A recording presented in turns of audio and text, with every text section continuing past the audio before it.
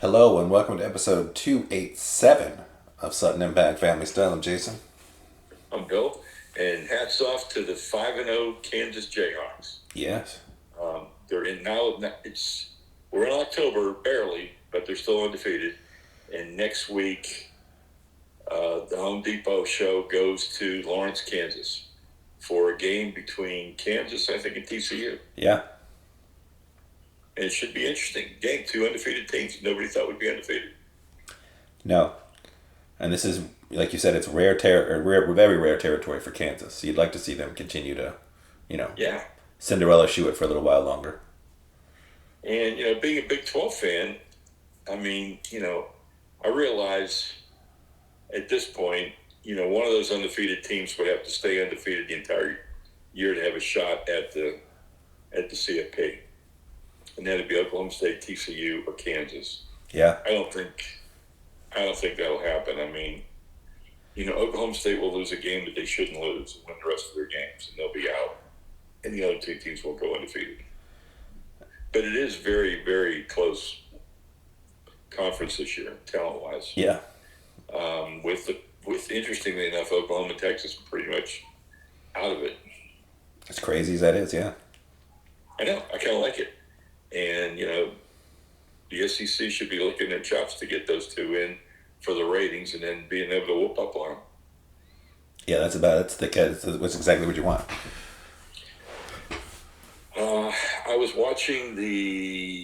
I watched a lot of the Missouri-Georgia game. And, I was enamored by the chance that it could happen. It's just, when you watch one of those games, as long as it stays close, you realize that they probably won't win. No. And they got 5 field goals and a touchdown. And, Georgia's needed a couple touchdowns, and they got them. Yeah. And I was excited for the kicker who blew a field goal the week before to lose a game at Auburn. And then he's like 5'10", 260. And he was walking. He had an arrogant, cocky walk after he hit a 57-yard field goal. And he should have. Yeah. He was celebrating it. But, I mean, he took his helmet off. He looked like he was about 40 years old. And he had these shoulder pads in the way the jersey fit him. It looked like no way this guy could be on a football team. And he nailed these field goals. But I knew they couldn't. I just knew they couldn't hold on and do it. Whereas, like yesterday when I saw TCU score 28 points on Oklahoma in the first quarter, I thought, well, they could win. Yeah. I said, that one could really happen. They could win. So, I mean, you get out there enough and you're scoring touchdowns and not field goals. But Ohio State looks really good. They look awesome. Ohio State would probably be my vote for number one. Yeah. I think they are right now. I think they're number one. I think Bama and Georgia are tied at 2. And Bama had another quarterback yesterday, but looked pretty darn good, right? And the running back they put in at the end had 2 70-yard touchdown runs. Yeah. Yeah, I would probably go Ohio State, Alabama, Georgia. Georgia did not look good. No. They looked like they should have lost that game. They looked overmatched. And if teams can have, Missouri had a really good pass rush and a really good defense, and they took, made the passing game go away, made it one-dimensional. And there's got to be other teams that can do that. So we'll see what happens. Alabama almost seems like you could have an Alabama A and an Alabama B team, and the B team might win 8 games. Yeah, pretty much. I mean, they've got a lot of talent. Yeah. Unbelievable amount of talent. USC won again. They're still undefeated. Clemson won, and they looked slow start. North Carolina State was ranked 10, so that was a good matchup, 5 versus 10. Yeah. I don't think they look great by any stretch. The difference between Clemson this year and Clemson last year is last year the quarterback wouldn't run. Right. This year he runs, and he looks really good running. Better than he looks passing. But because he's running, he's getting some wide open passes to throw that he didn't have last year. So I'm not sure how I feel about them, but they're much better. I don't know if they're number 5 team in the country, but they're way better than they were last year. Yeah. Well, I mean, they have the nice ranking. they're in a well enough respected division and schedule wise that they won't be too hurt by what happens. If they winning, and they've got the reputation. So I feel like, given the conference they're in, I could easily see them just making the college playoff just on. Yeah, and Ohio State, Michigan, one of them's going to lose. Right. So, I mean, that's going to happen. Alabama, Georgia, one of them's going to have a loss. Right. So it's just a question, now do you take the teams with one loss? But it's filling out pretty much like you think it would. You're just always, it just seems like every year you try and figure out who the fourth team's going to be. Right. And then who's going to be the fifth team that deserves to get in and didn't get in. Yeah. It looks like the way the schedule's playing out this year, and based on, you assuming that Kansas, TCU, and Oklahoma State will all end up with at least one loss. It might be one of those easy years for the committee where it just kind of all the people they want are qualified and make it. So the next SEC hype game now is Ole Miss and Alabama. Yeah. And I like watching Ole Miss play. They're fun to watch play. And Lane Kiffin doesn't have any regard for anybody, so he's not afraid of anybody. So we'll see what happens. But, it's, you hype Arkansas and they lose by 20. You hype, whoever you hype seems like Alabama, just, it's all business. They just they can just put out too many All-Americans and high school All-Americans and blue chips. Yeah. When one gets hurt, just put another one out. Like that guy that went in to run the ball in the fourth quarter, had the 2 70-yard touchdowns, broke the game open. I mean, he looked as good as anybody I've ever seen. Exactly. And, I mean, we weren't even joking. Like, they could probably put 2 teams out and do pretty well. And then a good game. Yeah. Inter-squad game would be a good game. And again, I don't think they have less than a 4-star recruit on their roster. No. And they got some transfer portal guys that, were really good wherever they were, and now they just want to go play Alabama and get a ring. I mean, you're the rich get richer, no question. And as we've seen in the NFL draft, it doesn't, you could play, half the season for Alabama, still end up being a first-round pick. Yeah. So I mean, why wouldn't you? Why wouldn't you? You know how good they are, and you know that they're definitely well-schooled. I mean, look at the Steelers have a bunch of guys from Alabama he's picked up again. Yeah. And they're picking up guys that, adding to the practice squad because they played at Alabama, and they probably saw them. They're probably good. Yeah, the linebacker they called up and gave a hat to today is from Alabama that they just signed off their practice squad. Their D-line coach was a D-line coach at Alabama. Yeah, I mean, it makes sense. They're the most dominant college program. You might as well take the most dominant athletes from the most dominant program. Yeah, absolutely. I saw Penn State is, climb up the rankings, but, I'd have to be convinced. I want to see them play. Well, obviously, we'll see them play Ohio State and Michigan. So, yeah, we'll see if they're for real or not.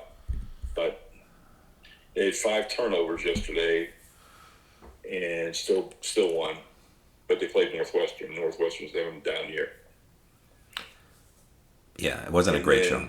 Uncle Tom, my brother-in-law Tom Mullen is a big Gopher. Played for the Gophers and is a big Gopher fan. And so I sent him a text yesterday. I said, "Hey, good luck today." And he was all excited. They're ranked. They're 5-0. I didn't say, but it's just the 1st of October, Tom. And then they get knocked off by Purdue. The quarterback throws 3 turnovers. It's tough. I mean, like I said, that's tough unless you're one of those elite programs. And everybody pretty much thinks they're the elite. They either are the elite or they're one coach or one player away from being the elite, which I guess is what you have to think. But, makes it tough on coaches. Tough on, everybody. Well, I guess transition to big boy football. Yeah, I mean, I'm going to watch the Steelers and Jets, but every commercial break I'm going to be flipping to the Ravens and the Bills. Yeah. I mean, that looks like there's some, again, we have some really good matchups. That's probably the most exciting. I mean, New Orleans, Minnesota is happening right now in London, which, In fact, I haven't turned it on. Tells you how I feel about that game. The London game, I like the feeling of waking up and having breakfast and football.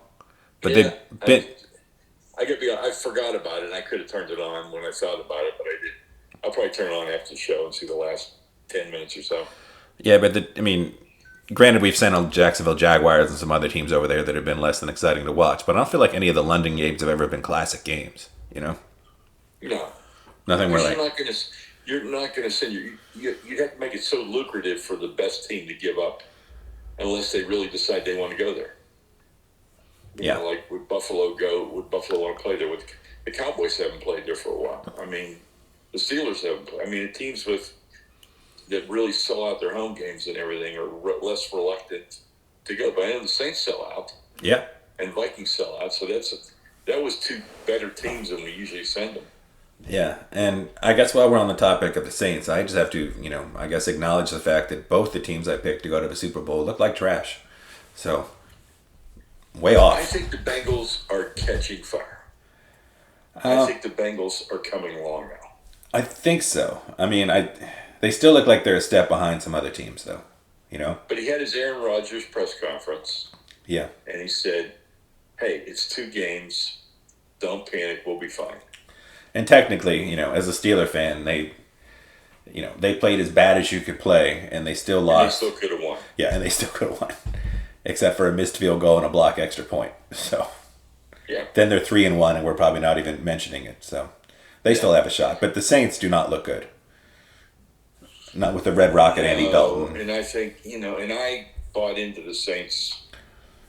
I bought into them too. I really thought, okay, James was really playing well. Last year till he got hurt. I'm thinking, okay, he can throw touchdowns. Yeah. So. And you're like, Michael Thomas, Jarvis Landry, Olave, this whole new team, Kamara, Taysom Hill coming in, and it's like the good defense. Like this is a team, and then I just don't see it. Well, I got Chris Olave in the Saints defense playing for my fantasy team today. There you go. So the other exciting games, I think Washington and Dallas is oddly watchable, just because the whole Cooper Rush, Dallas Cowboys, Micah Parsons is fun to watch. It is, and it's so easy to root against Jerry Jones. It is, but it's hard to root against Micah Parsons, who It is. He's good. He's incredible. And the Cooper Rush story is a good story. It is a good story. I think Jacksonville at Philadelphia is a very interesting game at 12 o'clock as well. I think that's the other one I think is really interesting today.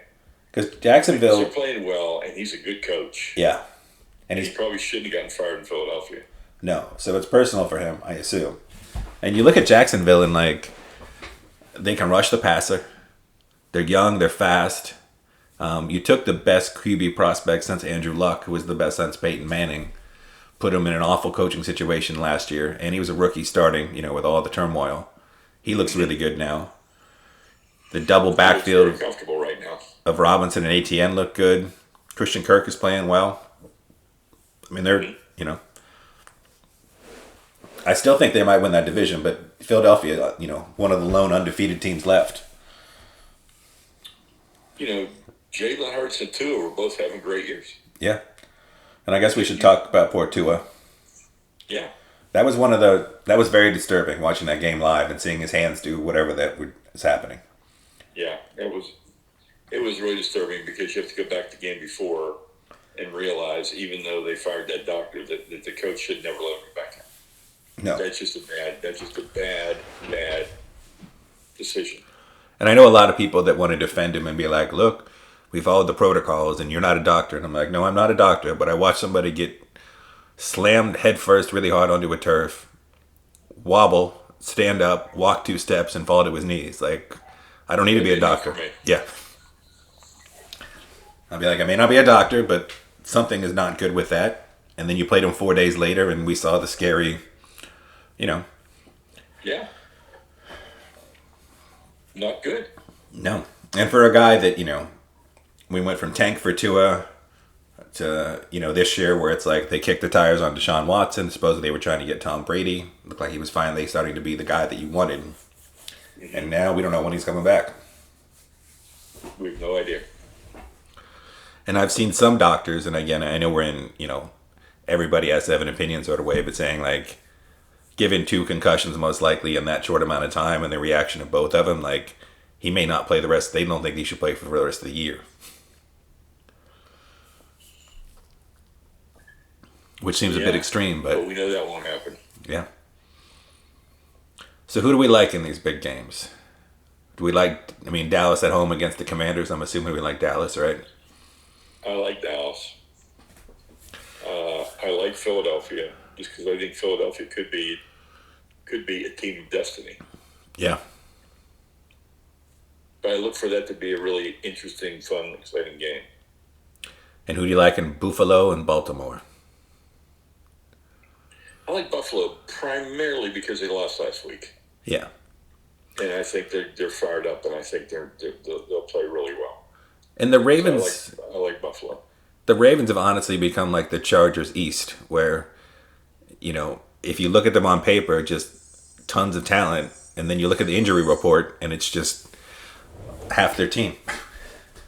Every week. And it's just like, I don't know what's happening in Baltimore, but something is not going well for you guys. I think, you obviously have Tennessee to Indianapolis, which has surprisingly become a big early season game with Jacksonville playing as well as they are. Mm-hmm. And both those teams, Indy and Tennessee, seem to be disappointments. And then even Cleveland at Atlanta, no Myles Garrett, which hurts their defense quite a bit because he's sort of their TJ Watt. You take him off and they're much easier to deal with. And Atlanta's come back because Conley's been out too. Yeah, and Atlanta's been real feisty this year. Drake London looks really good. Better than I thought. Yeah, I have to admit that. Marcus Mariota, Drake London, it's something, right? Yeah. And then we moved to our big... looking forward to the 49ers-Rams Monday night game. Yeah, very much so. And I'm looking forward to the Bucs-Chiefs game tonight. And then we also have New England at Green Bay, which should be Green Bay's win, right? Because New England does not look good this year, for once. But I'm still... And Mac Jones is out. Yeah. Brian Hoyer in Green Bay, in Lambeau, against, the Packers, who were starting to play really well. We got Denver at Vegas. Vegas needs this win bad, or they pretty much write their season off, right? Yeah. And, you made the big trade for Devontae Adams, and you don't really use Devontae Adams. Josh McDaniel looks like he's not a good coach again. It's pretty great. And then Kansas City at Tampa Bay. And we both like Tampa in that game, right? I don't know. Okay. That one I don't have my figure on. I see. I mean, there's this part of me that Patrick Mahomes has become my Tom Brady, and I can't bet against Patrick Mahomes. Did you see the back cover of Old Man by, Neil Young today? NFL promo? It's Beck singing Old Man, and then they're showing Tom Brady and Mahomes, like, I'm a lot like you were. Oh, yeah, I did see that. I saw that yesterday. Yeah. And I know we mentioned it before, but if you haven't seen Brady this year, you've got to Google him because he looks weird. He looks like he's 19 years old. Yeah, he somehow looks younger. He looks way skinnier. And I know... Yeah, and he just, he's obviously got all the money in the world, and he's married to a fashion model, so I'm sure she has all the beauty secrets, but something's just real weird about him right now. I think there's a magic potion or a curse. Yeah. Yeah, so right now the Vikings are 16-7. Let's talk a little MLB. Okay. Then I'll let you come back and talk Steelers because we haven't talked Steelers. Yeah. Let's talk MLB. Braves look unbelievable right now. The Mets, Braves have been in first place 2 days, and the Mets were first place, I think, a little less than 170 days during the season. And I think the Braves are going to end up winning the division, and the Mets are going to have to be the wild card. They're going to have to go, if they win their first wild card matchup, they're going to play the Dodgers. Yeah. It's a shame. It is a shame. I'm excited that Seattle has made it. I'm going to root for Seattle. I'm going to root for the Padres. Just because I want somebody different, somebody fun and exciting, and I want a new face. Congratulations, Aaron Judge, tying Roger Maris's record. Yeah, this has I been think the. with 5 games left, I think he'll break the record. I think so. Full host is now over 700, 701. 701. And still, I mean, he's got his last 4 games are against the Pirates. Yeah. So he had a home run Friday night. He had a single yesterday, knocked a couple runs. So I mean, he'll keep going.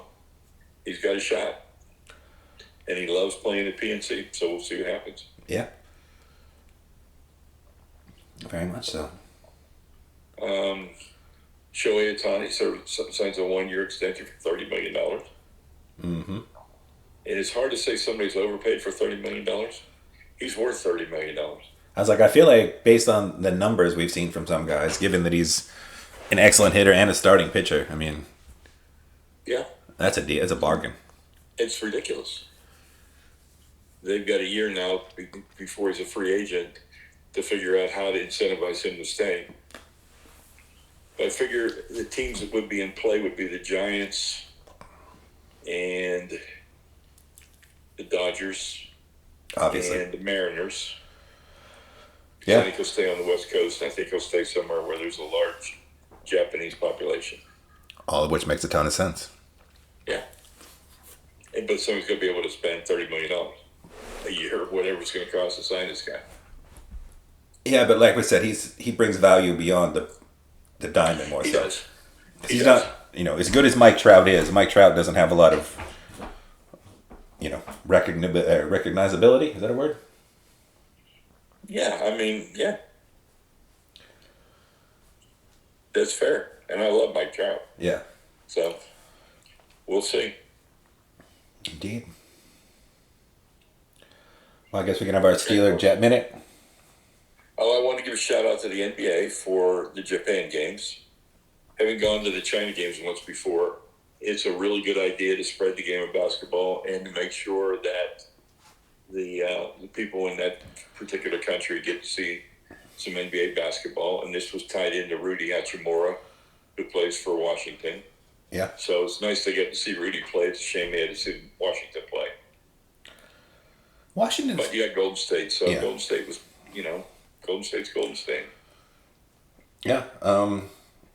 And I guess the other big basketball news is that 3 of the best players in the world, in Jokic, Giannis, and Luka, all basically agreed that it's harder to score in Europe than it is to score in the NBA. Which has been quite the discussion on ESPN and Fox and all those places. But they gave good answers as to who they are. I respect their opinion. Yeah. And again, they gave good reason why. They basically said it's a much more physical game. They closed the lanes off, make it a lot harder to drive. You can get away with a little bit more physicality there. And then he said it's a much more team-oriented experience, which, people have been saying for years. Yeah. Yeah. Shout out to the U.S. women's team for winning the Basketball World Cup, beating China by 20 points in finals. Yeah.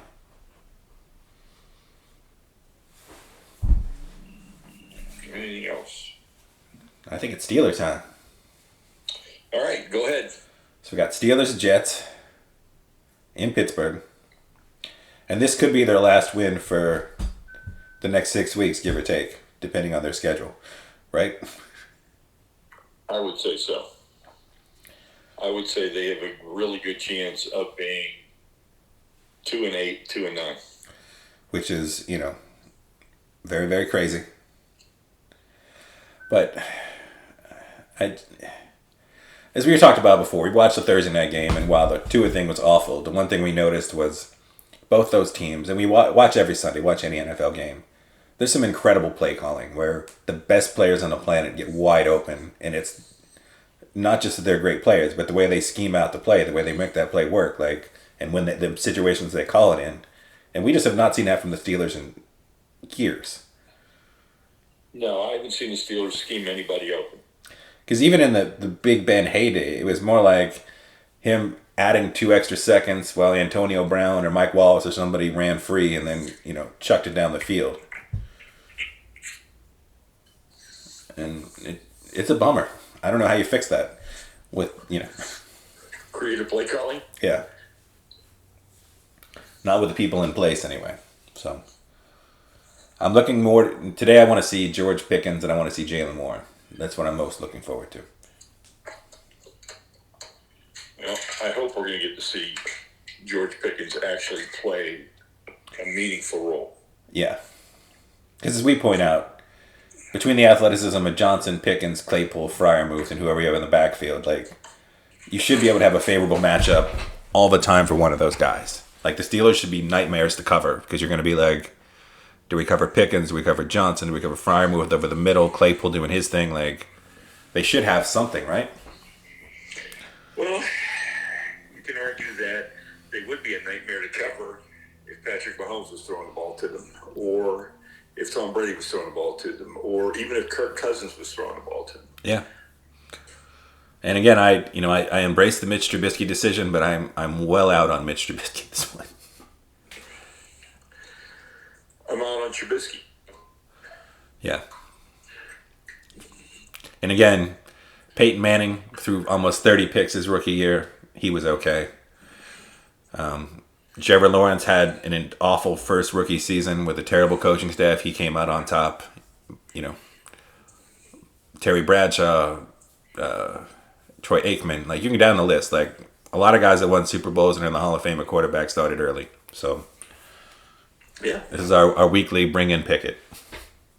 So, there we go. And also, if your plan is to be a contender within the next 2 to 3 seasons, which based on your timeline you have to be, he's sort of got to start developing that, that chemistry you get just from playing with people. That when he's scrambling to the right, that Pickens and Johnson will know, he wants to put the ball here, I need to make my way back here, or he wants me to go deep, like all those little things. The ball placement, like, that's chemistry you just develop from playing, and I just need to see it starting as soon as possible. And there you have it. Yeah, sorry for our stealing. Yeah. Well, I get 2 food moments, both in my own house. That's impressive. So Sharon made Guinness Irish beef stew, which was absolutely outstanding. And if you want to go to my Facebook page today, and I posted it. So Guinness Irish beef stew is just tremendous, and this recipe really works. So check it out. It's posted on my Facebook page. And today, because we have some people Mom wanted to make some cinnamon rolls for, and she's got a great cinnamon roll recipe. Last night I suggested, why don't we put some wild Maine blueberries in? And so she got a recipe that you made this like a compote, I would say, of wild Maine blueberries, and put those in one batch of cinnamon rolls, and they were outstanding. And I and there's a picture of those on Facebook and on Twitter. Okay. There you go. So I ate reasonably well this week. We can talk about the hurricane. We survived the hurricane. We got nothing here in Tampa. And it was very unfortunate that people in Southwest Florida really got hit as hard as they did. And part of it was the prediction was it was going to come here, and it didn't come here. And so they probably didn't spend as much time prepping and getting ready for the hurricane as they would have if they thought they were the target, like we did when we thought we were the target. Yeah. So I feel for everybody, and prayers and good thoughts as they try and rebuild, but some of those places just devastated, like Fort Myers and Port Charlotte and Cape Coral, that get hit all the time. I mean, really, this is the same path that hurricanes have taken the 20 years I've lived in Florida. Yeah. And Tampa really hasn't been hit in 110 years.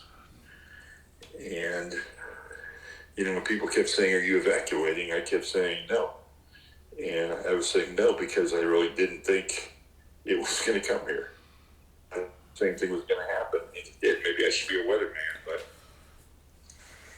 just what it was. Yep. So we'll see how things go. I don't know, anything else you got today? Any entertainment? I don't have any entertainment either. No, not this week, sadly. Oh, actually, because Maria's a big fan, we had people over the house to watch Hocus Pocus 2 last night with a bunch of Hocus Pocus drinks. And was it as bad as everybody said it was? No, it's fine. Okay. I know, but I don't know what people want. I mean, living in the household I live in now, I've seen Hocus Pocus 1. Obviously, they're big fans here. And 30 years later, like, if you like the first one, you're going to like the second one. Yeah, in fact, they showed Hocus Pocus the night before on TV before it came out. Yeah. And Bette Midler is one of those weird people that has looked the same age the entire time I have seen her on TV. Yeah, and I'm not a fan. But Like, she looks exactly like she did 29 years ago in the first one. The way she looked when she was on Seinfeld. Like, I don't think Bette Midler's ever not looked like Bette Midler. You know? Yeah. She's always looked like she's about a 60-year-old woman with the exact same everything. It's just odd.